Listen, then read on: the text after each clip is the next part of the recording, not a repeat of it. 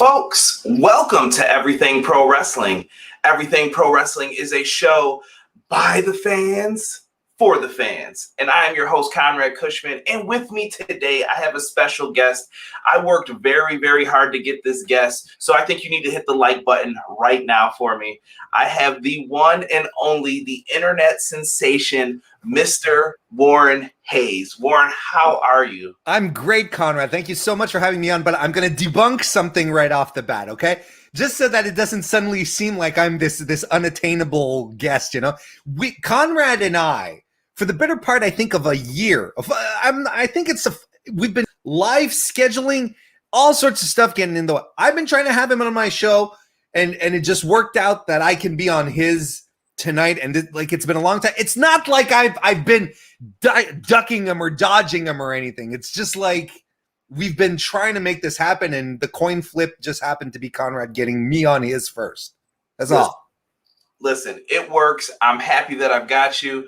I hope that everybody that is in here is going to enjoy us running down AEW's card, Double or Nothing. Chat, you guys are more than welcome to put your thoughts in the comment section. We will get to you when we can, but please feel free, come on in, show us some love. And for right now, I think it's time for us to go to the intro. Let's get it. Everything pro wrestling, they can never be you. Listen to the podcast here for the people. The best show that's here, so listen in. Let the knowledge begin. The opinion and the lesson. Yes, everyday pro wrestling, they can never be you. All right. Hopefully you guys enjoyed that track by Montezi, the same person who does Sammy Guevara's theme song. Hopefully you guys are appreciating that and show him some love. Make sure you guys give him a follow if you see him talking at TZ Scott on Twitter. Warren, we've got tons and tons to get into when it comes to this. AEW Double or Nothing. This is going to be the first full capacity show going into this. Do you have any thoughts on that going into it? Are you happy to see the people back? Is it too soon? What are you thinking? I was never one of those who complained, it's like, pro wrestling is hampered because of the smaller, the smaller crowds or the no crowds at all in certain kids. It wasn't real. I was never really part of that, but of course, I mean, just like anyone else, I can recognize how quintessential a live crowd is to a wrestling show. And I think we've all become even more aware, if we weren't previously, just how much it's a big deal to have a live crowd there and how much it's part of the story. But I don't know. I feel like eventually they do have to go back to full crowds, but is it too soon? I mean, it's Florida. People are getting vaccinated. I don't know. The last thing that I would want is for AEW to be like ground zero for a new outbreak. You know what I'm saying? Right. That's my concern. At some point, it's like, okay, like I understand they have to go back to live shows. I understand they need to get some people selling tickets, getting some people in there. AEW doesn't have a $200 million television deal like a certain other company has. This is part of their one of the principal revenue streams that they need, that they've been lacking for the better part of a year. So of course, everyone wants to go back for this, right? Which is normal. But I mean, I would have waited a bit more. It seems a little fast, but like I said, hopefully everything happens well. And just hoping that 2 weeks later, a month later, we don't learn that Double or Nothing was the epicenter of a new outbreak, because that would be just awful. Absolutely terrible. I guess we've got some people in the chat already. Got to give a shout out to Big Paws on the Pup, JPQ, my That's man. Right. JPQ, thank you so much. He did the thumbnails for all of these, whether you see it on the Spotify podcast or the one on YouTube. So JPQ, I owe you. Thank you very much for doing that for me. Out of the kindness of your heart, we'll have to get you back on soon, because it's been so long since we've talked wrestling. We also have Connor saying hello to us in the house. What's going on, Connor? Connor. Ace also saying what's up to us. And we have Brandon, the Oilers #1 fan. I'll let Good it for rock. him. I'm a Sabres fan, so this is hurting, but I've been hurting for years. So I'm used to it. What is going on, everybody? We are talking AEW Double or Nothing preview and predictions. We haven't gotten into them just yet because I have one more question that I want to ask Warren about because he brought up money before. We got to talk about the TBS deal. I know that you brought it up on your podcast, but quickly, your thoughts on this TBS deal. I know some fans are like, the sky is falling. This is bad news. Let me tell you why it's bad news. I'm sure you'll have the same logical explanation as most, but thoughts on the new TBS deal? It's Conrad. Anyone who's saying this is a bad deal is outing themselves. It's just outing themselves as someone who wants AEW to fail or is on the other side of the fence and has this strict vision of success that can only be accomplished by, ending up on a major network and scooping in $200 million for over 5 years. Like there is no possible way that you can look at this and say, this is not good for AEW. They've renegotiated their contract twice since they started in 2019, Conrad. This is the second time they renegotiated it. They're getting more money. Yes, the third hour was part of the deal that they renegotiated back in 2020. But TBS, Turner is saying, look, we'd like you to move with your third hour. And we'll give you more money to do it. Thank you for doing that. How is this not a good thing? I don't understand. Like there is nobody can tell me that this is a bad move. I don't get it. I honestly, frankly, don't. Follow it. They follow it just like that. That's all it was. But said, we have a deal. You want me to move? Pay. Yeah. And the network didn't say, well, then we're going to put you, we're bouncing you off the network, go call the guys over at the Pursuit Network and see if they have an open slot. They're like, okay, yeah, we'll give you a little more money to move. And that's cool. And they said, yes, and here's the thing is that, and then the thing is that then I hear people saying, well, how are people going to know that they're on TBS now? Jesus Christ. Not TNT, but yeah, TNT and AEW are going to take the time to announce the move, to make it happen. And I don't know if you know this, Conrad, but wrestling fans are creatures of habit. I don't know if you've heard, So the most loyal fan base I think I've ever seen. So if they move from one network to another network who has just about the same reach, household reach, like we're not talking about a 500,000 household drop. They have practically the same household reach across the United States. There's not going to be that big of a dip in ratings. It's just not going to happen. It's wild to me how anyone can be. And then people saying like it's like when they started Thunder back in with Rampage. It's like when they started Thunder. We are 20 years removed, almost 30 years. Removed from WCW Thunder, from how TV operated. You can't apples and oranges at this point, man. I'm speechless. Lost for words. This is why Warren is on the show. He lets you know exactly what you need to be thinking and the logical answer for it. But here's the thing. Like, if you want to think that it's a bad move for AEW, you're more than welcome. I mean, I'm not, I don't have the truth. No one has, but I mean, at some point you just have to sit back and be logical and look at everything that's happening. Well, but you're entitled to your opinion. That's absolutely fine.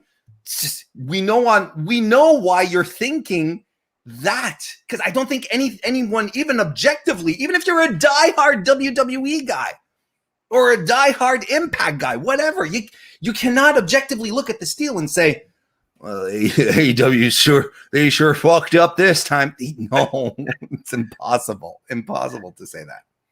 I was going to tell you before, if you're wondering why I'm laughing, I was going to say corpsing. because of JPQ's little chingy line in here that he had wrote that he's one call away. Absolutely love it. And I have to also give a shout out to my wife. It's our anniversary and she's letting me do this. So thank you very much. Oh my God. Not your fault. Not your fault. My fault. 100%. She is she's an angel. Are you kidding me? Some would say a saint. Azan, thank you for joining us. This is Mr. Warren Hayes. If you don't know, show him some love too, guys, in the chat. Ace is ready to talk about Ethan Page, Scorpio Sky, calling out Sting and Darby Allin. We are going to get to that, my friend, right now. We've talked long enough about some other things. We're going to get into the meat and potatoes of the situation. And I think the first match I kind of want to talk about is the one I think is going to open up the show. Okay. I know you have to spread out the title matches, but I think we got to talk a little bit here about Adam Hangman Page versus Brian Cage with Taz in his corner. Warren, what do you make so far of the runs for both of these guys right now? Because a lot is going to have to change with Brian Cage. The way I see things right now is Cage was on this path that looked like to break up with Team Taz, but Ricky Starks is hurt now. We don't have that same story going into it. So what do you do with Brian Cage at this point? And then you have Hangman Adam Page, which I've been preaching for months and months and months, probably since they were the tag champions. This guy is bound to face off with Kenny Omega. The time, it's just when do you do it? When do you do it? And I don't think now is the time. I still think we're a pay-per-view or two away from them pulling the trigger on this happening. But what say you about both of these guys and their future? I think there's a story to be told here. Objectively, I think this is the match that I'm most looking forward to because I absolutely loved the match they had a couple of weeks ago on Dynamite. Just came out of the blue. Opening match. Opening matches on Dynamite are usually Dynamite. Look at me. But these two together was absolutely fantastic. Like I didn't see it coming. How great it was. So I'm really looking forward to see. Okay, now that they're in the big match situation, pay-per-view, I'm really excited to see what they're going to do. I think this is a really tough one to call. And I think it's one of these turnstile moments where you're like, well, this is going to dictate the pace of creative for the next couple of months in regards to both these guys. Because I think it's a really important moment for either or. Because there's very solid arguments to be made. On one hand, you want Brian Cage to come across as a beast. You want him to come across as a killer. And that's what they did with him a couple of weeks ago in the match against Page, where he beat him completely out of nowhere, shocked us all. So I think that's something you want to continue doing because I don't think they've driven that home enough. It's been a while anyway since Cage has felt like a threat. And I think it's good that we go down that path. But I am in complete agreement with you. I think the guy who takes the belt off of Kenny is Hangman Page. I was convinced that the storyline that they were going to tell was Hangman building a win streak, and then challenging Kenny, but Kenny, being a chicken shit heel, starts ducking him. But at some point, it's like, look, my record is 30-0 or whatever, you can't duck me anymore. This has to happen kind of thing. I thought that's what they were building for towards that they were building towards this. Apparently not, which is fine, but I really do think Adam Page is the guy. I think he's going to be the guy to take it off of Kenny. He could definitely need the win, get his win back on Brian Cage. But at the same time, I like the idea that they don't 50-50 booking their people, right? I like the fact that if Brian Cage is going to beat him again, let him beat him again. I'm okay with, isn't it cool to have a wrestler who has another wrestler's number? It's and moving forward, Adam Page is man, Brian Cage is, I don't know. He's beat me every time before, kind of thing. That's a cool thing to carry. That's a fun storyline that you can bring around as well. Obstacles in wrestling. I never thought of it. It would be great because he has to have something to do while he is on this path and when he is trying to do something. You could go so many different ways. Yeah, you really could. Azan's bringing up, do you think the Dark Order help Hangman in his matchup. You know what? I think the Dark Order stay out of this. I really don't see a need for it. I don't think anybody's going to really interfere. I think this is going to put over one of these guys strong, and then they'll have a story going forward. I think I agree. I think they might come out with Paige as a show of support kind of thing. But, ultimately maybe like Evil Uno's going to fend off Hook, who's going to try to come in, take his hoodie off. And Uno's going to be like, no, you're shaming us all. Put that back on. Time for the ring post with the hoodie. Yeah, exactly. Yeah, I just don't see it, man. Oh man, you've got me doubting myself. Warren, I'm coming to you first with the pick. I'm taking the benefits of being the host here. Who are you taking to win this one? Oh, it's a hard one. I think you go with Cage. Like okay. It's bold booking, but I think it's the kind of thing that AEW can do. I go with Cage. I definitely think that I'm going to go opposite of you already. First one, we're disagreeing on our first. My God. I'm just going to go Hangman Page for this one. I don't know why. I don't know how it works out. I just think maybe they're still going to go with that Team Taz theory. And I like what you were saying, too, about the Kenny Omega and how they could have pushed him. I also like the fact of you left the Elite. We need you back, Hangman. You can win that TNT championship for us. We got the tag belts. We got the world belt. You could win the TNT. And they're trying to force him down that other path. Like, stay away from me. You could do this, though. I have a whole, if you were to give me the book in regards to this, Hangman Page is the guy who takes the title off of Kenny, but he does it in 2022. I think you get, if I were to book this, you'd give Page and Omega, you get Page and Omega at All Out this year, but Page loses, and he builds himself back up to get another title shot against Kenny, and this would technically be the third time that he's faced Kenny Omega in AEW in a singles match. And he hasn't beaten them yet. So third time's the charm, And why not? I mean, AEW says they like to do that. They said this from the get-go. They wanted to do sports-centric storylines. You can't get more sports-centric than the guy who keeps going for the top guy, can't beat the top guy, goes back to the drawing board, figures out new strategies, then comes back. It's Omega Okada to a certain degree, right? So that's how I do it. Kristen Ashley is in the chat joining us. I have to say hello as well. Thank you so much for joining us. I appreciate you coming on in here. And Tokyo Rockstar has joined us. He says, what's up? RIP Larry Steve, Alexa's pig. Yes, I did see that. That is a heartbreaking Instagram post she had up before. Very, very bad when you lose a pet. So thoughts and prayers with Alexa Bliss and family when it comes to that. Let's keep it moving here with some of these matchups. And the next one I want to talk about is a match that I have weird feelings on. Oh.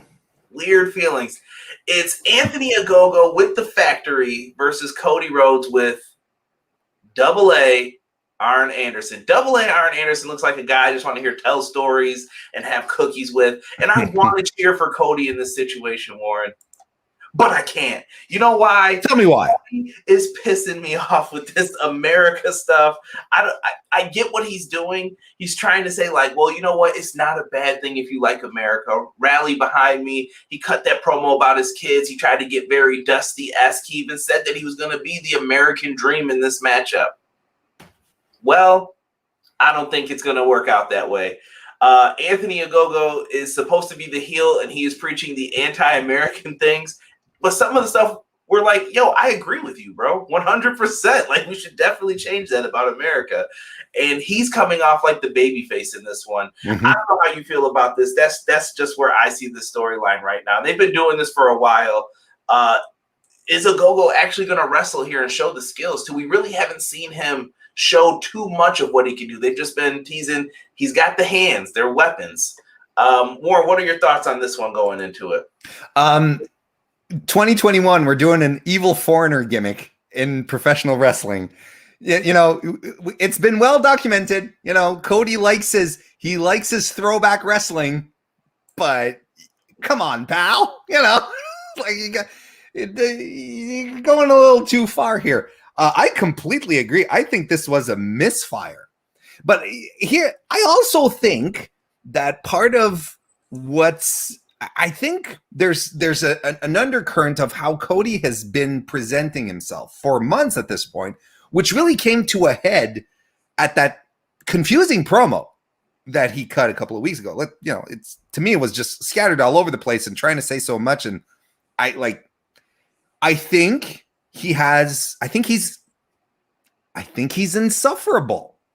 I don't think it's a good quality to transmit. I think it's like, okay, well, here he comes again, the big entrance. He doesn't come out through the tunnels, he comes straight down the middle, right? He's got the big stuff, and it's always him at the center of all these big things. And, regardless of whether the rumors are true or not, as to whether or not he's speaking with the other members of the other EVPs or not, that's nonsense. I'm talking about his persona and how he's presented.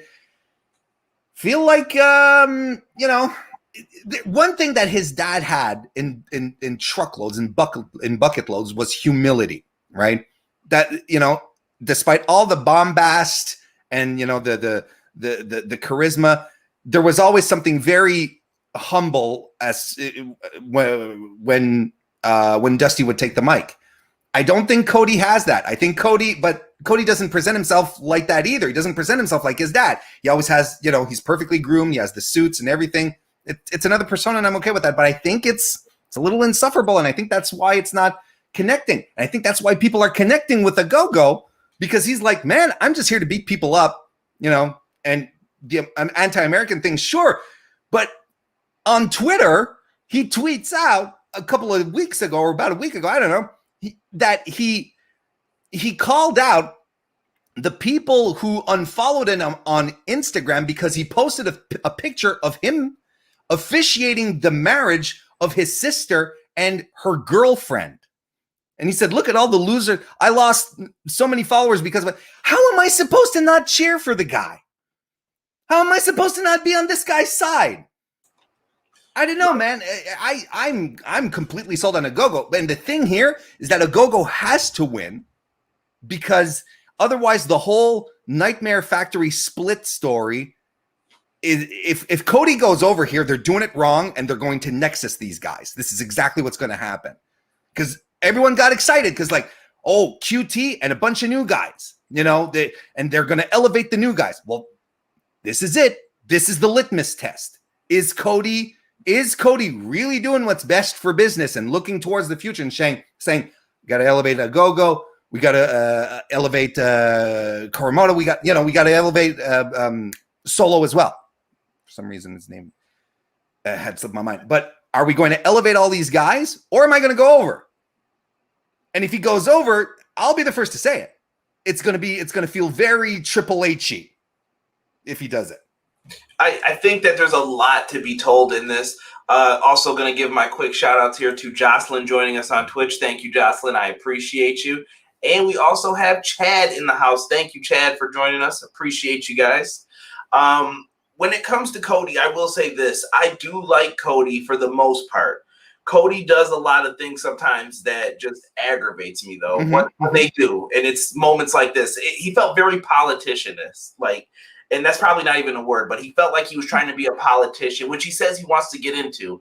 Not my flavor, not my thing. Don't bring that to wrestling, I feel like. Stay away from it. But they're trying to bring up the whole American Dream, Dusty Rhodes stuff. And like Six said here in the chat, Dusty was the son of a plumber. Cody's the son of a rich wrestling legend. Both great wrestlers, but they're not the same at all.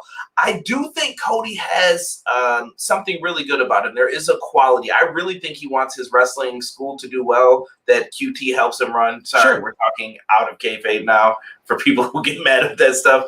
But I really like the fact of what you said, that in this, Cody has to put over a Go-Go, and I think he should. Why? How come he couldn't get knocked out by a punch? Cody has the out. It was a lucky punch. A Go-Go's hands are trained. If he catches you, you're done anyway. I still think they're going to find a way to get the victory here by hook or by crook. My prediction is Anthony a Go-Go. I'll throw that one out there right now. Oh, absolutely same. 100% same. He has to go over it. I'm telling you, if he doesn't go over, Conrad, log off of Twitter. Boo! And it's baby fever season too in AEW, and I'm gonna bring this up possibly again in another match, but I just don't see Cody winning right now. He could leave at any time. So, and I think he'll be back sooner than we expect to. But Cody doesn't need this win. It doesn't hurt him. He hasn't been doing a lot of anything. I think that World Championship stipulation is coming back to haunt him, even though he thought it would be like real humility if he just did that. Like, I'm the booker. I shouldn't really be competing for the world title. That's a bad thing for me to do. Now it's coming back to haunt him with some of the feuds, and it's like, well, what's Cody doing? Oh, he's stuck over here doing this for right now. So this is building up. I don't think this will be the end of the storyline. Ogogo is going to be who I see getting the win. And Connor wanted to let you know that he noticed Warren is repping the Smart to Death merch product placement. Hashtag, product placement. And Connor, you are 100% correct. And you know what, Connor? When you want to do product placement and you want to do it right, you got to talk about Manscaped. So I'm going to fit this in right here. You gave me the bright idea to fit this in, so it's happening. If you guys want to they have a new lawnmower 4.0 out. I know this is the 3.0 in the ad. I have not updated it yet. But go to manscaped.com. Use our promo code EPW Show. You guys can save 20% and get a nice delivery to your house. Guys, I highly recommend the Lawnmower 3.0 or the 4.0, the ball deodorant. It's summertime, fellas. Nobody wants to smell you when you're walking around. It's hot. We're getting back out there. So make sure that you guys have yourselves some ball toner, ball deodorant out there, and make sure you guys get it from Manscaped.com. And last but not least, I got to show some love to the independent wrestling fans. Go to powerslam.tv and use the promo code EPW Show once again, and you get 1 free month of independent wrestling on everything pro wrestling. Thank you for that, Connor. Thank you. And a big shout out to Smart to Death and Shooting the Sports Dish. See, you're getting free plugs everywhere. Anthony, you owe me. You owe me. Damn right he owes you. Let's talk the Battle Royal. Let's talk the Casino Battle Royale. I like to say it like that. We've got a lot of guys in this one, and honestly, I don't find any of them really interesting enough to get a shot at the title. That's what's on the line here. And as you guys can see from the graphic, I'm just going to run off some of the names that I see. We see Jungle Boy, Isiah Cassidy, Matt Sydal, Christian Cage, 10, Matt Hardy, Pentagon, Marq Quen. We've got Evil Uno, Stu Grayson. It looks like we have Griff Garrison, my favorite, Max Caster, Brian Pillman Jr., Dustin Rhodes, Lee Johnson, Nick Comoroto, Anthony Bowens, Colt Cabana. The names can go on and on. I think Will Hobbs is in this as well. We've got many choices, many options when it comes to this Battle Royal. Born, I'm just going to go into it. I think my prediction to win this is Christian. I think it's going to be harder to guess who's the wild card, I think, over who wins this. I feel like Christian and Kenny had that like face off, and it's, well, when are you going to call your shot if you get a chance at the title? That's why I'm predicting Christian. But thoughts on the competitors, anything that you want to say about this matchup? I think it's an interesting I think there's two choices really in this one. It's either Christian or Jungle Boy, in my opinion. Is it for, this is the detail that I'm missing. Is it for the World Championship, or can they challenge for the TNT title? Or the way I understood it was for the AEW World Championship, and you pick when you want the title shot. Okay, so that's good. So you know, Kenny needs some wins still leading into All Out, right? And I really think that I think that either Christian or Jungle Boy would be great super show, you know, weekly Wednesday night super show Dynamite fodder. It'd be fantastic, you know. It'd be a very, very natural buildup. Probably the Christian Cage one would come up a little, would probably be a little more convincing in the eyes of fans, because he came in saying, I'm not just here to wrestle, I'm here to win titles, right? And I think, again, you'd be, I think you have to be of bad faith to not say that Christian Cage hasn't been fantastic so far, and has actually surprised a lot of people who thought he was lot less good wrestler. That's not great grammar, but you know, I think a lot of people weren't expecting him to be as still as good and as polished and as competitive as he is. And I kind of want to tell them you should have watched him when he was in TNA, because he's always been great. He's always been a better worker than Edge, if you ask me. Controversial hot take right there, but I really do believe that. Second. Nothing against Edge. It's just like if you're talking about, yeah, but Edge is the bigger star. Sure, I'll give you that. But Christian's still the better worker, I think that's how you go. It's either Christian or Jungle Boy. I don't see anyone else cracking this ceiling here. So if you had to give an official pick between those two, then who's your guy? I'm taking Christian. Yeah, I'll go with Christian too. If you're making me pick, okay, because I love Jungle Boy. God damn, I love Jungle Boy. I think the guy's phenomenal. I'm trying to think. I feel like the last four will be like Pentagon, Jungle Boy, Christian, and maybe like a Will Hobbs, or maybe you go with someone who's not supposed to be in there. Yeah, the wild card. Who is it? Is it called the wild card or the Joker in this company? Oh, the Joker, right? You're right. Yeah. Who do you think comes out as? Listen, I'm going to say this, and this is quote to one of my past guests. It better not be Tommy Dreamer. Tommy Dreamer is the worst entrant every time. When you don't know, if you got to be on a show, you just pick Tommy Dreamer. Like, you know what, Tommy Dreamer showing up with the trash can. He's just going to do his thing. The cool thing is that there are so many possibilities now that, forbidden doors and whatnot, there's so much stuff possible. I've seen deep dank rumors saying, Will Ospreay, his neck isn't really injured. And he's not really in the UK. He's in North America because he came for the AEW show, Will Ospreay to AEW. But I don't think that's, and I saw it in your chat, and I think I think that's the way you want to go. I think Nick Gage, MDK. I think it's a smart choice, because if anything, Nick Khan has his ear to the pulse of wrestling fans. Gage's he's never been bigger right now because of the documentary. People even more people who never watched GCW now know who Nick Gage is because we've just talked about him too much. It would be a big deal if he were there. Doesn't mean that he's signed, but he could come in and just, wreck a couple of guys. I think that would be possible. I don't think it's going to be Bryan Danielson. I really don't, because I'm convinced he's re-signing with it could be Andrade. The thing is that a lot of wild cards in the past were just popped up for one show. Mercedes Martinez, Jeff Cobb, just popped in for one show and they were gone. So it could be someone from New Japan. It could be Impact too. I just did Moose. It could be Moose showing up to say, "Hey, Kenny, I'm coming to take that belt too." Mm-hmm. You have endless amounts of options, and this is the best part. What I like about the Forbidden Door relationships, because you can just have somebody show up, and this is why I don't want that invasion storyline. Some people talk about how come AEW hasn't invaded Impact or vice versa. We don't need it. You don't need to do that. No. You can slow burn this with matchups, just slowly. Like, you know what? Let's do a matchup real quick. Mm-hmm. Let's put this together real quick. That's a surprise. Ace just brought up Ace Austin. It could be him too. I think that kid is a future world champion in the making. Easily. Filthy Tom Lawler. He's, currently the strong champion over in New Japan. Why not? Like, there's so many possibilities right now. It's fantastic. That's what's cool.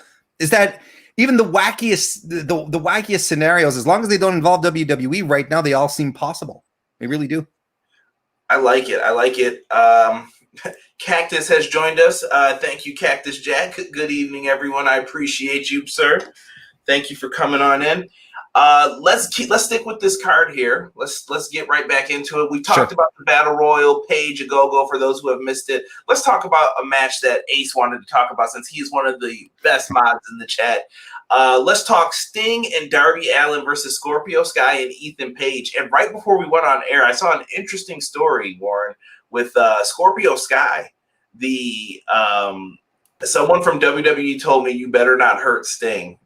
And I'm curious to know who that was. Because I thought his son Darby would have said that to him instead. But this match has a ton of potential here. At first, I could have told you probably after Ethan Page debuted and Scorpio Sky turned heel, I was not too keen on them being a tag team. I thought it was a bad, like, it was a weird move. I'm like, I bet you they promised these dudes singles runs. What did they promise them so that they would go along to be a tag team? Apparently, this was it. So I'm like, I should just be quiet sometimes until I know what's actually happening. It's one of those wrestling fan moments where you're like, oh, I should probably just shut up and watch for a second before I speak. I really, really like this matchup here, but it's crazy. This is the first time Sting's been in a ring since, how long ago was it with Seth? 6 years now? Was it 2015? I'm getting old. Holy smokes, I don't even remember. It's been 6 years since Sting has been in a ring. We're talking Sting with the face paint, not Realtor Steve, not Main Event Mafia Sting. We're talking the icon Sting in the ring. This matchup has lots of potential. How do you feel about Sting and his being a part of AEW? Because I see the money side of it from the video games, the merch, the deals for action figures, whatever you want to look at it as. Sting is a great get. It's going to pay you back no matter what you do. How do you feel, though, about how Sting's being used and Darby, this whole matchup here? I think Sting has been used perfectly so far. I think they, aside from, like, it become a meme, right? At some point that, he was there every week in an interview, and they'd always highlight it. They'd do their graphics. AEW would, they put them on Twitter. And it's like, Sting interview tonight, Sting live, an appearance tonight, week after week, and it just, Sting, Tony Schiavone talks with Sting. It's like, of course, like every week. It's and it had become a meme at some point. And even myself, I was like, okay, well, yes, he keeps talking, doing interviews, but let's do something, right? You can't always just come out with the snow and whatnot. But I think they used him perfectly so far. I thought the cinematic match that he had with Darby at Revolution was fantastic. Was it it was a Revolution, right? Yeah, okay. Yeah. My space-time continuum is completely screwed up these days. But yeah, I thought it was a lot of fun. And I was surprised at how physical he got, because I was like, well, to me, part of the idea of doing the cinematic match was little smoke and mirrors for Sting, because he's 62 years old and history of injuries and whatnot. Here he is. He's going into the ring. He's going to have, like you said, his first match in bloody 6 years after he was told that he won't be able to wrestle anymore. And he's been a lot more physical in weekly angles than I ever expected him to be. Like throwing fists and kicks and taking a couple of bumps. I was like, wow, okay. Clearly, I equate this to what, if you watch the Undertaker docs, and Taker would always say, you want to leave, but there's something that always drags you back. There's something, you want to leave on your terms. I'm convinced that this is the same thing about Sting. Sting had, feels like he was mishandled in WWE, and you'd be hard pressed to find someone who disagrees.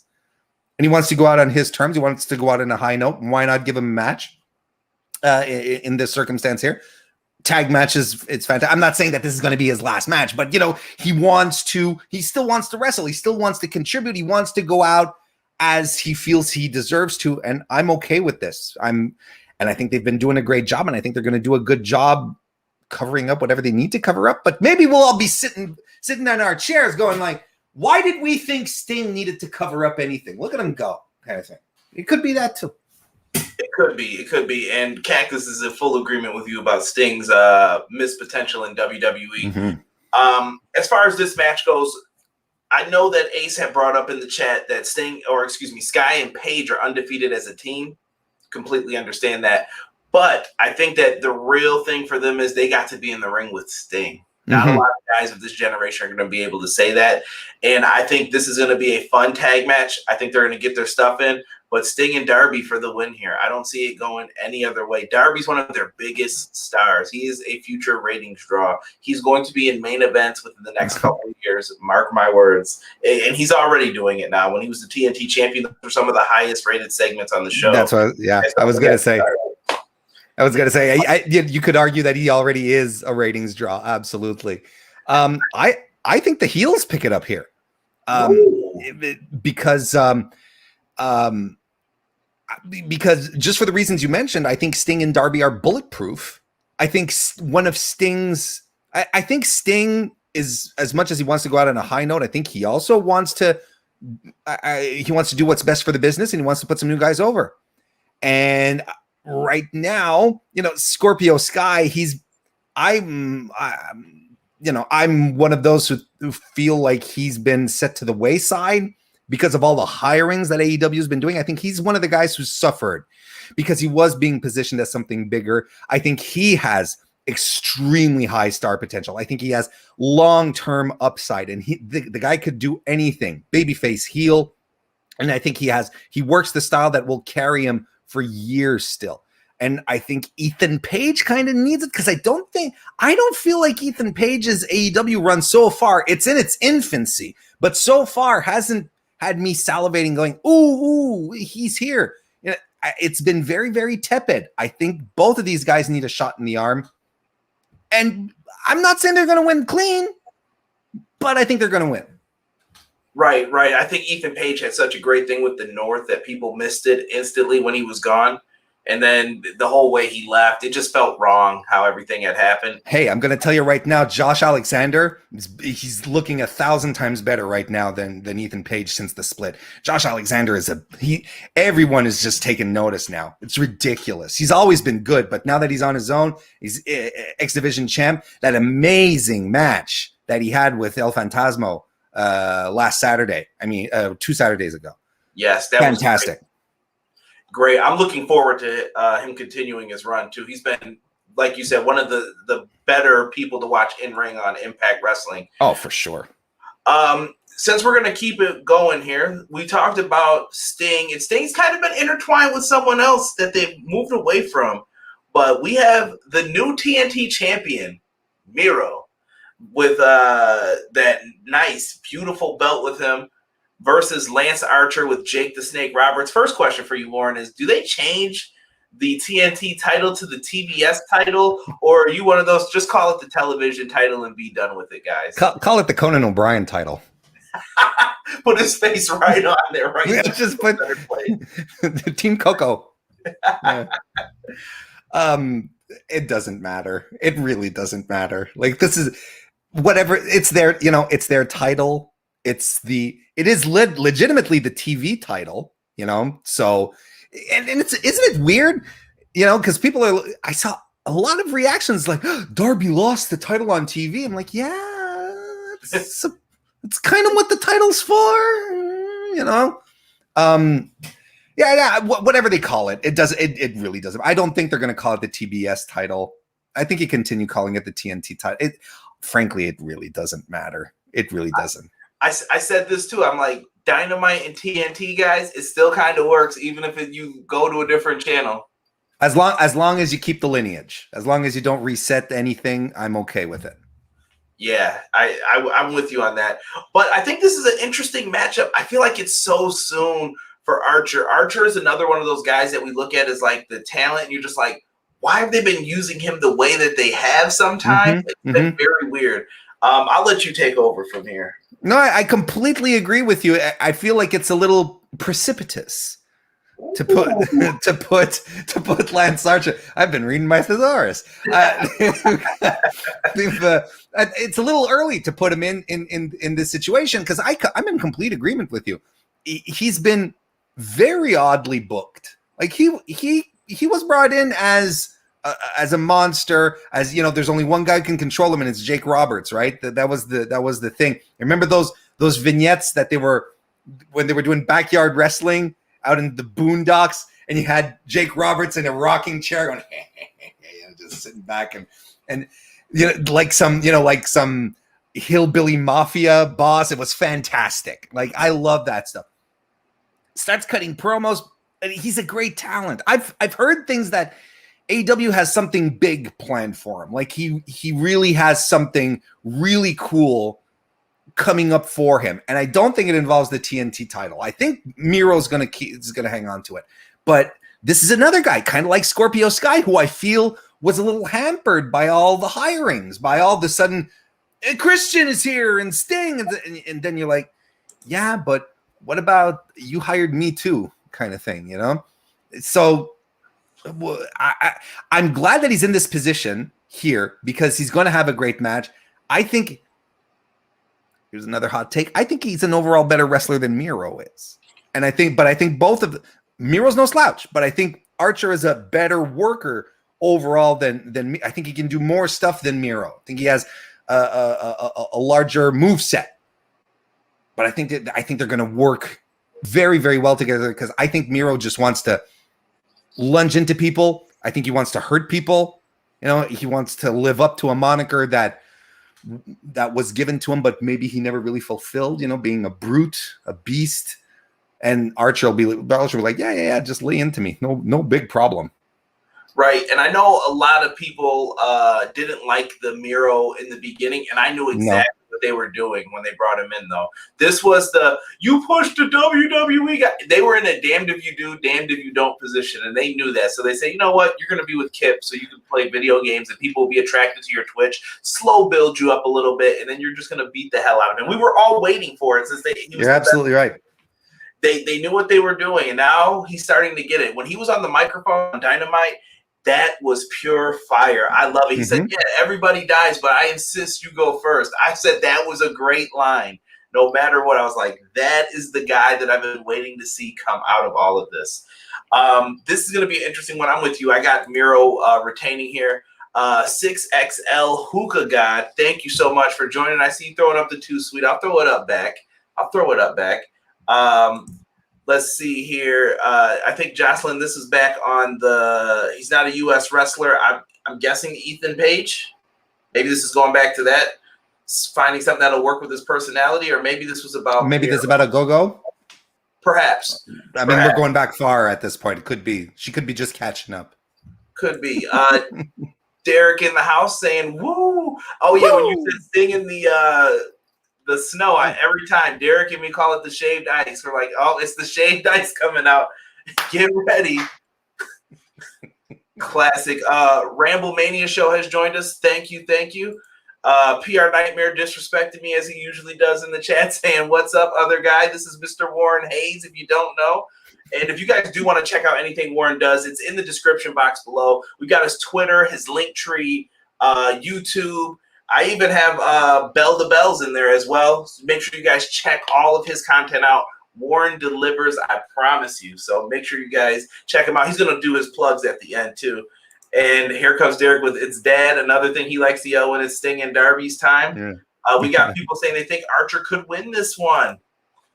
Ramble Mania says, I love Miro. Same. I love both of these guys, and I want to see what's best for both of them. And I hope what Warren said is correct, that there are better things coming for Lance Archer. I just don't think it's tonight. I don't think it'll be a Double or Nothing either. I think Miro retains. Miro's going to be a great champ. He really is. Yeah, and speaking of champions, we got to talk about our next match.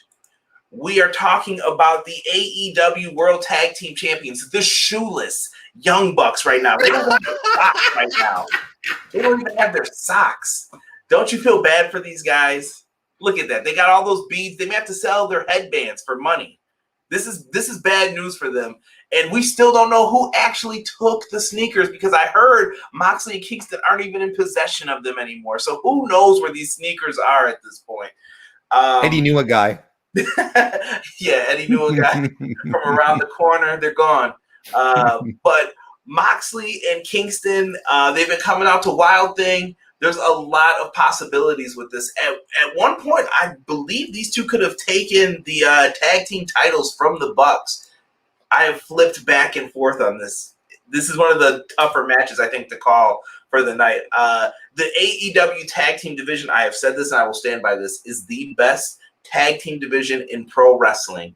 You can do so much with this, and Kingston and Moxley have shot up there, and I would love to see them get a run with the tag titles. I just don't know what you do with this. Warren, your thoughts? I hope everyone who keeps telling me that I get checks from Tony Khan because I allegedly never say anything bad about AEW, I hope they listen to what I'm about to say right now. You too? Yeah. No, apparently I'm on. You're on the payroll too, Conrad? You only saw the dollar I have right here. I'm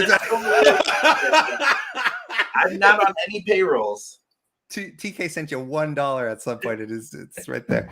I'm going to tell you okay, I want to say too many things at once. I'm going to start slowly.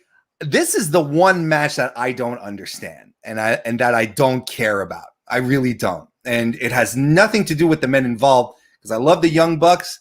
I love John Moxley. I love Eddie Kingston even more. But this situation here, couldn't care less about it. And I don't understand why they're doing it. I can dig that you want to do something with John Moxley. Keep him out of the title picture with Omega. Give him a breather. I'm absolutely cool with that.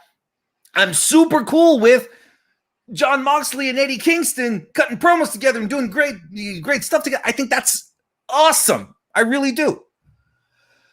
The problem that I have is this tag team came out of nowhere and sure they have the record, whatever, but it's still like it feels shoehorned into everything that was happening regardless.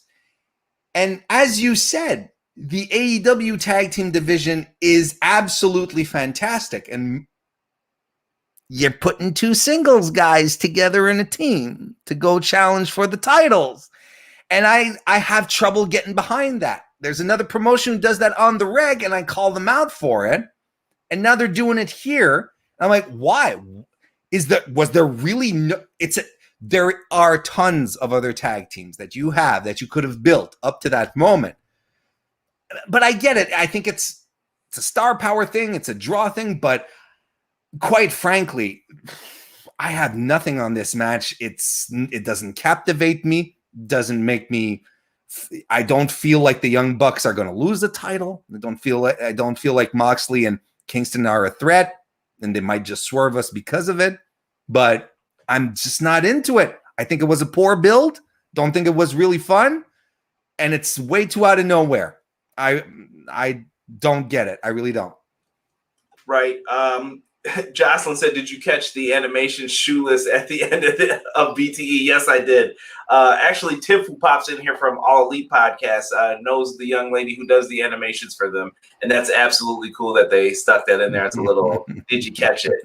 Rob, Mr. Sneaker Collector here says, I hope they beat the dog shit out of those Culture Vulture hype beasts. That's what you call heat, folks. That's heat. Yep. I don't know where to go with this one. I think I'm gonna just stick with what I've originally said. I'm gonna go with Moxley and Kingston for the win on this one. I think they're gonna pull a swerve on us to just have us like, oh, you didn't see that coming, did you? So that's my prediction. It's possible, but I'm going to stick with the Bucks for my prediction here. Okay. We've been opposite on a lot of these. There's going to be a lot of laughing at each other during this predictions during the show. Randall Mania seems to be in agreement with you. He says, yes, sir, FTR, Lucha Bros, Bucks, and etc. You could have booked any of those other teams against them. This is true. And I mean, they really could have done something with Pride and Powerful at the same time. I know they're involved in something else, but Santana's been out a lot. What's that? Sorry? Santana's been out a lot. It's just been weird too. But I also feel like this is probably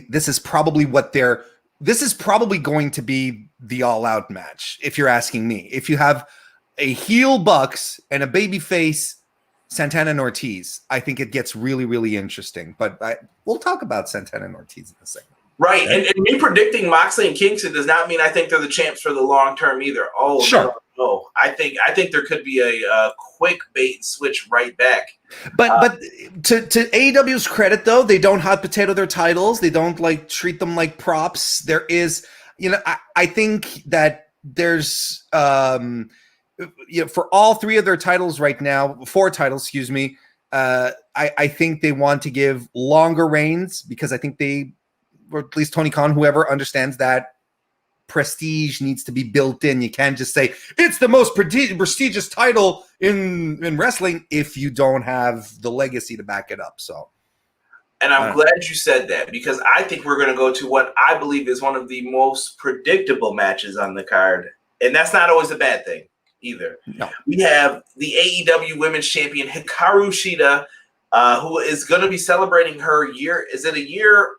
Yep. This Friday they're going to celebrate. I think so. Yep. Okay, the year-long title reign will be this Friday on Dynamite, celebrating her title reign that when she won it last year from Nyla Rose, Dr. Britt Baker, DMD. Shout out to my girl Rebel, not Reba. Excuse me, had me tongue twisted trying to say that already. Rebel.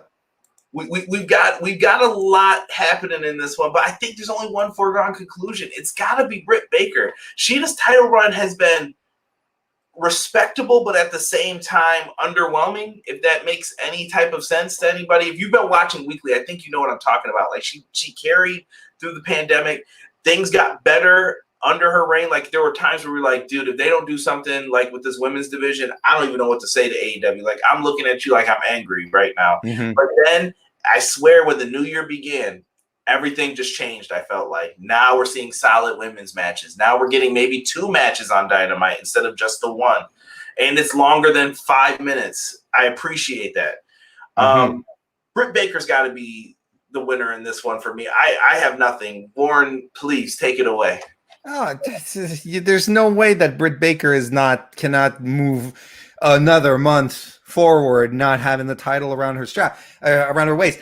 Listen, here's the thing. Is that she's not lying when she says she is the face of the women's division, right? That's the thing. It's that she is absolutely that. They brought her in. When they brought her in, they wanted her to be that as a baby face. Didn't quite work out, did the heel turn, and it was through the heel turn that she became the face of the women's division. It's just that simple. And she has been nothing but remarkable since the heel turn. Personality has been outstanding. Promo work has been impeccable, and she's improved so much in the ring. I think the heel style suits her more. It makes more sense. I think it's just more natural to her rather than having this, the explosive babyface comeback offense. I think it didn't suit her. Everything just fell into place. They have gold with this woman. And I don't think they were expecting that much gold out of her, but she's absolutely fantastic. The lights out match confirmed her greatness. You could wait a little longer, but why not put the title on her when her popularity is at its apex? I am excited to see what kind of reception she's going to get with the live crowd. I really am. I don't think she's going to be booed all that much. And I don't think people are going to, I'm not saying that they're going to turn on Shida, but I don't think they're going to boo Britt Baker out of the building. I really don't. Right. And I saw Rob say, if Britt loses, the fans will turn her babyface, so she better win. I think that is a fact. That you could book that easily if you wanted to do that. But I think she just had her run with the title here. And I think Shida could go on to help someone like Jade Cargill with whatever the storyline is going to be with her going forward. So I think that's fine. I think you're going to be A-okay with what Shida's going to do going forward. That's a super good point. Build people up. That's a super, super good point. Because, Cargill still has to really flex her wrestling muscle for us, in my opinion. Not trying to dunk on her or anything, because I don't think she's a bad wrestler at all. I just need to see more out of her from what we've seen right now to really be like, wow, kind of think she's fine. Don't get me wrong. She's okay. I'm excited to see, like, if you put her with someone like Shida, and I absolutely agree, Shida will be able to help her, guide her through. And you know what? The only way that a wrestler improves is if they wrestle top tier talent, because it's just that simple. If you keep wrestling garbage wrestlers, you're going to garbage wrestle your entire career. So you put Cargill in there with world-class top level talent like Hikaru Shida. It's just going to make her grow. It'll be fantastic. I'm excited for it. I like it. And another thing that intrigues me too is we don't have a buy-in match announced yet. And I really feel like Red Velvet is the person who you could give it to. Oh, I love Red Velvet. Been very, very impressive. And I don't know, there's just something about her that I like. When she's in the ring, she moves well, she talks well, she just has the look of confidence too. I just love it. She looks like she's made to do this. So she's their go-to girl right now when you think about it. You know, when Brandy had to bow out of the mixed tag match, who'd they put into that very high pressure situation where not only she's wrestling with Shaq, with in the ring, in the same ring as Shaq, but she has to make sure that Jade Cargill looks good in the meantime. They bring her in. Cargill's first singles match on Dynamite, who'd they bring in? Red Velvet. Who did they bring in last week against Serena Deeb to make Serena Deeb again look like a friggin' monster? She's the go-to when you want something to go well in the ring. They tell her, this is what you need to do. She goes out and she overperforms. She does exactly what they need her to do, and she goes above and beyond. She's fantastic. I am a complete Red Velvet Marq. Yeah, I'm really hoping that she gets the buy-in matchup. We'll see what they put together for it. They have a lot of options for what they can do for that. I just wanted to throw that out there. Sure. Shida's time is up as champion. It's because of how inconsistent her appearance were over the last year. Yeah, there were a lot of times where she was. It's not all on her. It's definitely not all on her. Yeah, the booking was weird. Yeah. No, Lara, thank you so much for joining us. I appreciate you coming on in, doing the wave. We are here with Mr. Warren Hayes. We are talking AEW Double or Nothing for 2021, and we're here at the world title match. We have the bastard, excuse my language, Pac versus the world heavyweight champion Kenny Omega. Some would call him a son of a bitch, but Kenny Omega is in here, and we also have Orange Cassidy, or as some people like to call him, Pockets. So this is going to be a great matchup. If you remember seeing any carnation of Kenny Omega versus Pac, amazing. Orange Cassidy versus Pac, amazing. What's going to happen when all three of these guys are in the ring? And you know another thing I appreciate about this? We don't see triple threat matches often enough in AEW. And it's a beautiful thing because when it happens, I'm like, oh, this is going to be different. Cool. We get a triple threat match. In other places, sometimes you're like, here it comes, blah, blah, blah, blah, blah. And I really hope when the I don't know if they're called agents, the backstage guys, when they're setting up this match, I really hope that they don't do the toss out the ring. Okay, now the two guys are going to duke it out. Yeah. Get creative with this. Yeah. Go ECW. Why can't there be 3 sleeper holds on or 2 sleeper holds locked in at the same time? You can do a lot of different things here. So I want them to have fun with this and just try something different. The build up to this was kind of weird. I don't know how you feel about this going into it, but thoughts on the build, Warren? Yeah, no, it was a little strange. I don't know how much this was reshuffled because of Orange Cassidy's injury. I couldn't quite tell you exactly. I think the plan was always to have like a triple threat match. I thought it was a little weird. I thought it was, the Kenny promo at Blood and Guts was odd with Orange Cassidy coming out. I thought the match with the Pac and Orange Cassidy match was great until it wasn't, and we understand why, because Orange couldn't continue. That's fine. They did what they had to do. Me personally, I'm not that big a fan of triple threat matches for titles. Probably because they have been overdone. Probably because I am a little saturated with them. So yeah, if you're going to pull them out, do it sparingly. I think, again, like, apparently the plan was to go with the triple threat all along. I probably would have preferred just a straight up Orange Cassidy Omega match. Would have been fresh, would have been interesting. Just a transitional feud for Kenny, moving on to, whoever's going to be the big guy, or Adam Page. It's like whoever we move on to. But I mean, this will very likely be very good.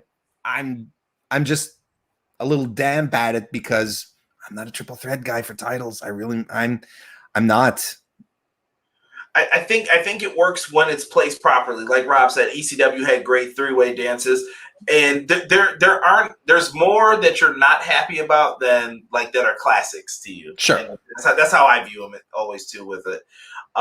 In this one, I'm pretty sure we're all going to say the same thing as far as who walks out winning this. I mean, I think it's a foregone conclusion. I got it right there. Kenny Omega seems like the guy. I'm just saying. You can't go that way, but I feel like booking this, you have to have Pac and Orange Cassidy cancel each other because we still have that feud with the Best Friends and Death Triangle. So there's something to be done there. I just don't know how you can build this up properly to make. Now Phoenix is injured again. Right, Phoenix is injured again. You know, honestly, we should report news when Phoenix is not injured at this point. That's what should be reported. Right. You know, dude. But I hope it's not long term. I heard it was like a short term thing. He's just out for a little bit and he'll be back. They've been just doing some weird booking lately with the whole Death Triangle crew, though. Like who's in the tag teams, who's singles, and then now I need you two to be singles, and there's no teams. I don't know. All I know is that this is going to be a banger of a match, despite knowing the outcome, and I'm looking forward. I'm here for it. Yeah, it'll be fine. It'll be very entertaining. You know, I'm just here being sourpuss. Triple threats. Back in my day, the championships were 1-on-1. You know, kind of things like. Nah, I'm just being miserable for the sake of being miserable. The three guys who are in the ring are too talented, way too talented, to put on a match that'll suck. There's no conceivable way that's going to happen. Right. 100% agree with you. I think we know the outcome. We're wrestling fans. We've seen triple threats, and you're kind of just hoping for something different. Yeah. Is the main thing that you want to see from this, going along with everyone else. And the match that I think that's going to close the show, Warren, the Stadium Stampede. But I think this is going to be different than last year's. Last year's was a lot of comedy, ha-ha, and people coming out of water. I think this one's going to be like a bloodbath. I really do. I think they're going to try something different here. People brawling in stands. I don't know if they're going to do a lot of the comedy, funny stuff in this one. I don't know. I just feel like it's going to be completely different. Oh, they can't. Looking at this. And another thing that I'm thinking too is you cannot have a dud finish to this. Mm-mm. You've had 2 dud finishes that people will remember. The Revolution one's never going away. That is a Botchamania special forever. Like, it's just what it is. This is one of the greatest. Yeah. That one's just going to be bad. There's no kaboom. And right. then you got the last one, the push off of the Blood and Guts match. Could you have shot that different? Yeah, but it was another like dud finish. Mm-hmm. You need to have one of those Pat Patterson finishes that people are talking about the next day. Like, dude, that was so good. I didn't see that coming. That was just a great finish. I loved how they did that and have people talking at the end of this. So, Derek, did you really just say enter Sabu? Just put Sabu in here. This will sell it. I don't think AEW's insured enough to hire Sabu. We're going to have to see what they do with this. How are you seeing this, the Stadium Stampede? Do you think it main events the show, or am I crazy for thinking? No, I think you're right. I think it does. I think it does top the show. And I'm in 100% agree. Like, they can't do comedy stuff. Not after Blood and Guts. They just can't. If they're selling this feud as a serious thing, and you know, the Inner Circle has dropped the hokey, tongue in cheek. Hey guys, we're doing silly shit kind of thing. They've stopped that. It's all business, so they can't. It'd be such a weird tonal shift if they did decide to do that, and it just wouldn't connect. I don't know what to add more than what you did. It has to be brutal. It has to be wild and all over the arena. You have to have multiple cameras at multiple places. Nobody coming in on golf carts or horses, or like you said, popping out of water, transformed. None of that. It has to be just, they're just wailing into each other, using everything. And if they go into the concessions and they start beating themselves over the head with, spatulas or whatever, that's fine. But like the real comedy jokiness, Hangman and Kenny Omega sharing a whiskey and a glass of milk after beating up a dude, You can't do that. You just can't. It has to be on a completely other tone. It has to be violent, has to be harsh. That's how they've been building it. Because my God, the Pinnacle, man, I've been in love with this since it started. I love I don't think there's been a better debut of a faction in recent memory than these guys. I got chills, man. I loved it so hard. It was amazing. I love how everybody just fits in, and I love that Wardlow spoke once, everybody talked about it, and now you don't hear him speak again because you're going to have to wait for him to get the microphone. And I think the next time he does, people will be hyped up to hear him speak because it's going to be in front of a live crowd. Very, very well done. We forgot the stipulation for this match, the most important part. If the Inner Circle loses, they're done. They're history. Finito, kaput. They're gone. Adios. See you later. Yep. I couldn't think of any more puns, but they will be done. And is that the right move? I've heard a lot of fans calling for we need to end the Inner Circle because I think Proud and Powerful can do more by themselves. They can do something alone. Sammy's destined for something great. I feel like this is holding them back. But then I see someone like Jake Hager, and I'm like, he kind of needs the Inner Circle. It works for him and his thing, but maybe you could just put him with Jericho. How do you feel about that? Dude, let the Jake Hager. He can do it. It's fine. Whatever. He's like the child of the divorce. He's like, you get him. You want him on weekends? Yeah, you can have him on weekends. Are you sure? Because you can have him on weekends. The redheaded stepchild. Yeah, exactly. No, look, Pinnacle can't lose. Pinnacle can't lose. And if they go 50-50 on this, I'm going to be extremely disappointed. But they legitimately have on their hands right now an aggressive, dominating stable of guys with MJF, FTR, Sean Spears, and Wardlow. I think they really have a perfect combination of guys who are just all business, who feel old school. Sean Spears is getting there, but the others, it's like they feel like wrestlers, and everything has been all business with them since the start. I think the biggest thing they could do right now is just knock off the Inner Circle because yes, I think Santana and Ortiz need to break away from it and become more of the LAX guys than whatever they were in Inner Circle, right? Because they can work. It's not that they can't. They can be violent, not that they can't. It's just I think the Inner Circle has been I think it was entertaining when it happened. I think they were a big part in AEW being fun to watch on a weekly basis during COVID. I really do, but I think it's okay to retire something and maybe bring it back down the road. Because here's another thing. I don't think a babyface Sammy Guevara is the way to go. I think Sammy Guevara he's made to be a heel. He's made to be a son of a bitch. I'm tolerating him right now because I understand what they need to do. But people say, keep Jericho and Sammy together. As long as Sammy turns on Jericho, that's fine. I'm fine with that. Interesting thoughts here from you. I guess if it's prediction time, Rob brought up an interesting point too. Let me bring this back up. Is Chris Jericho going to be able to go? And does Mike Tyson provide an assist? I mean, if since Tony Khan's throwing around the money, if we can hear Phil Collins in the air of the night and then Tyson just comes in with the one-hitter quitter on somebody, I'm not going to be mad at it at all. But Ace has an interesting question. I think this is in response to what you just said. Where does Jericho go after Double or Nothing then? Oh, I think he can take a break. And I don't say that disparagingly. I think it's a good moment for him to take some time off. I think it's something that we don't do enough. We don't see enough in wrestling, but I think it's so effective. Taking a guy off of TV or a girl off of TV for a couple of weeks, couple of months, give them some time off, let the body heal, then come back.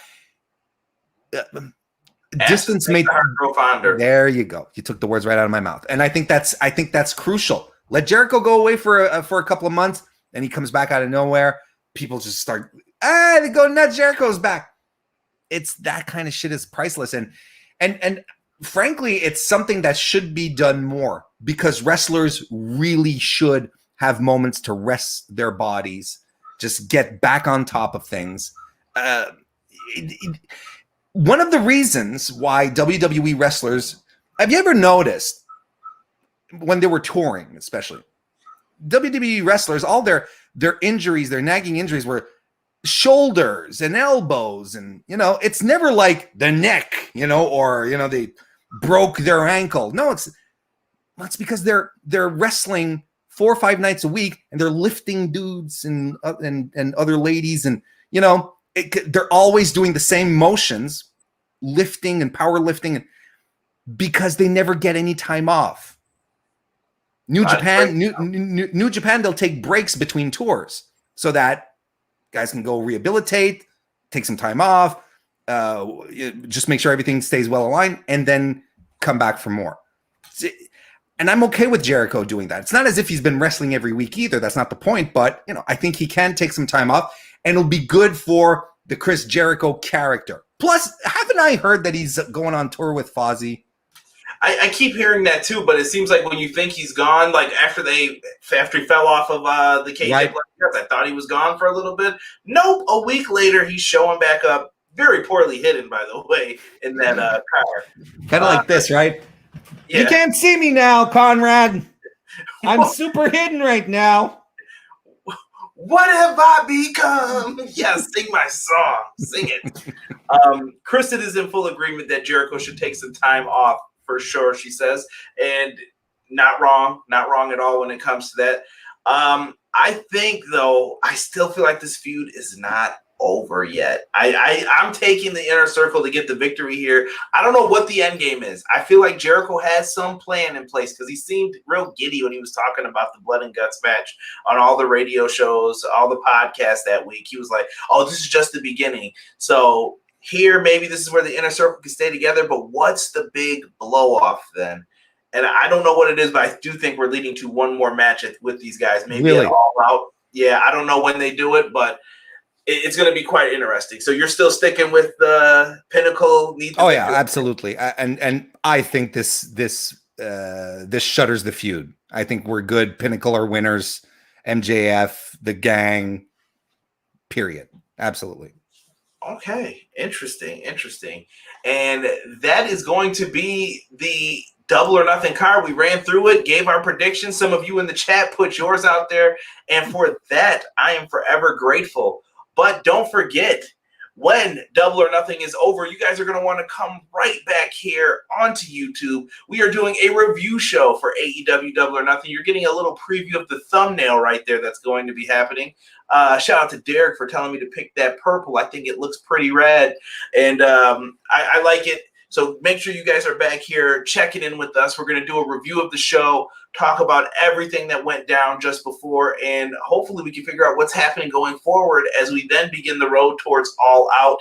And last but not least, I got to thank my guest. Warren, like I said, we've been probably doing this for almost the same amount of time podcasting, and Warren is someone who I respect tremendously. It took a long time to get him on here, and hopefully we can do this again, no matter whose show, it doesn't matter. But I do appreciate you coming on, Warren. Warren, please plug your stuff. Tell the people what you've got coming up. I know you got a lot of good things coming up. Oh, there's always stuff. There's always stuff. Well, look, every Thursday evening, 9 p.m. Eastern, over on youtube.com/Mr. Warren Hayes, I record my podcast live for everyone to join in, and we have a great live crowd that happens there every Thursday, 9 p.m. Eastern. So, hey, come on in a couple of days. That'll be some cool stuff. I will also have a prediction show this weekend on Saturday. So if you want to hear me reiterate everything I just talked about, you can come on over this Saturday for my own prediction show. Subscribe to Mr. Warren Hayes, to the Mr. Warren Hayes Show channel on YouTube, youtube.com/Mr. Warren Hayes. I would really appreciate it. You guys in the chat were all fantastic. You're the kind of people I want over on my on my side of things too. You guys are wonderful. You're smart, funny. That's just like Conrad. So that's the kind of stuff that I want.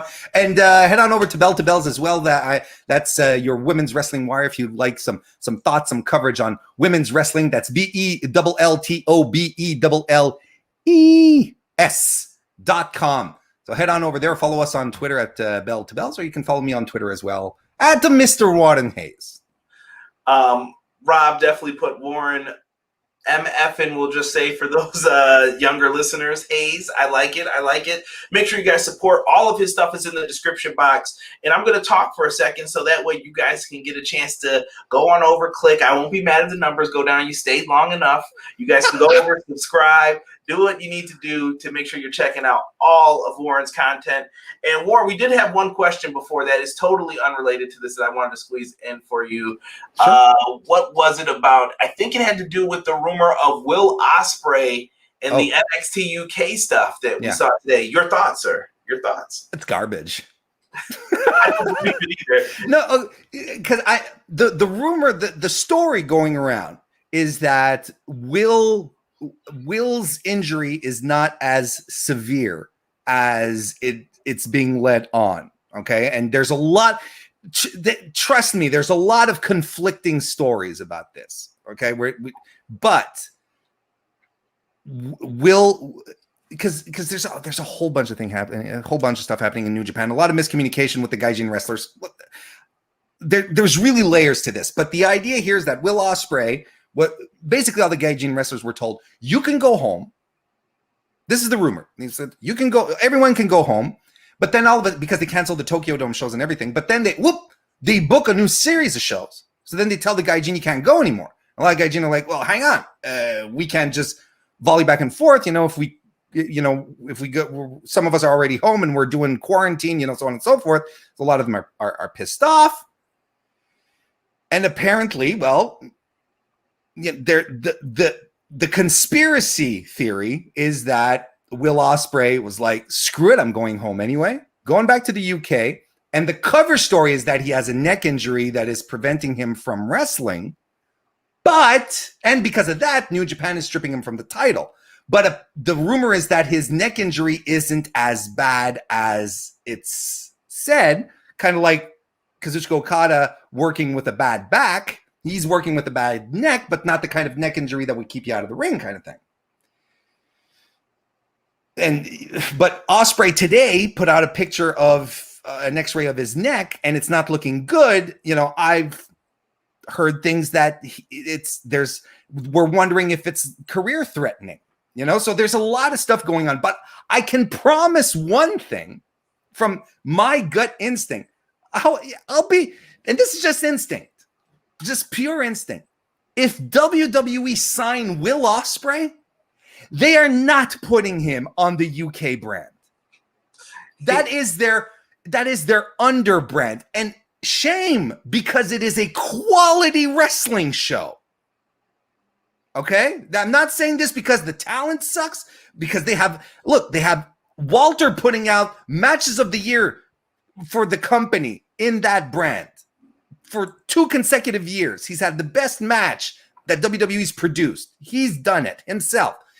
They have a fantastic women's division. It's nothing because of that. You get Will Ospreay? Are you kidding me? You don't. They put him bare minimum in NXT because that guy is ready for prime time. He's ready for Fox. You know what I'm saying? But he's not going. He's not. He's still under contract with New Japan. Right. I'm with you on that. I don't see that happening. Well, it's such a shame, too, because we all heard the rumors of the CM Punk match. That's got to be crushing for him, that he could have possibly had a match with Punk. Now he's hurt. Then he was the new champion. There was a lot of faith in him. That's the one thing that he always talked about, even as a junior heavyweight champion, that he always wanted to reach that level. And just on the idea that he was set to have a banner year, the greatest year of his career this year. Are you kidding? He has had nothing but great matches this year with Satoshi Kojima in January. He was having bangers with him, and then he wins the title. He has one of the greatest matches I have ever seen against Shingo Takagi a couple of weeks ago. I mean, he was on the way of having a legitimate to be in a legitimate conversation for Wrestler of the Year, and this is derailing it. It really sucks for him. It sucks. I think it's awful, but there's so many layers to this New Japan stuff right now that it's hard to touch, and it's hard to wrap your mind around it. But I don't think I don't think he's faking an injury. I think he's smarter than that. I don't think he's faking an injury unless he's really pissed off with New Japan management, which we don't know, quite frankly. We don't know. But he's not going to NXT UK. No. I think a lot of this is the B. Priestley rumors, too, because she's supposedly going there. And maybe they just want to believe, like, oh, they're a couple. They'll have to go together. And sometimes people think that you don't have to work in the same place. Isn't that the most annoying one? That's the most annoying thing. Oh, he's going there. His girlfriend is there. Come on.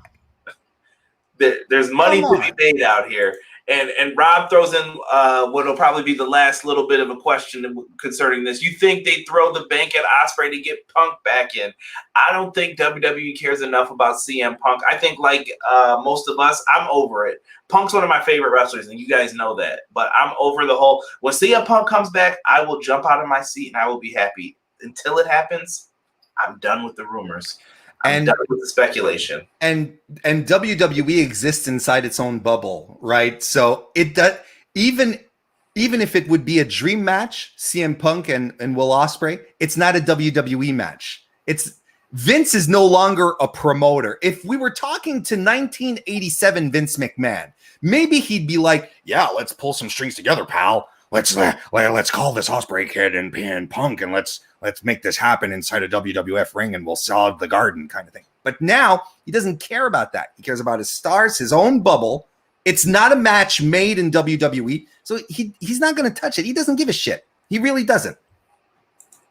With you on that, Warren. And once again, thank you for coming on and being a guest. Reminder to anybody who is listening to this after the fact, AEW Double or Nothing review Sunday, May 30th. After the pay-per-view ends, you are going to want to be here. Keep us on lock.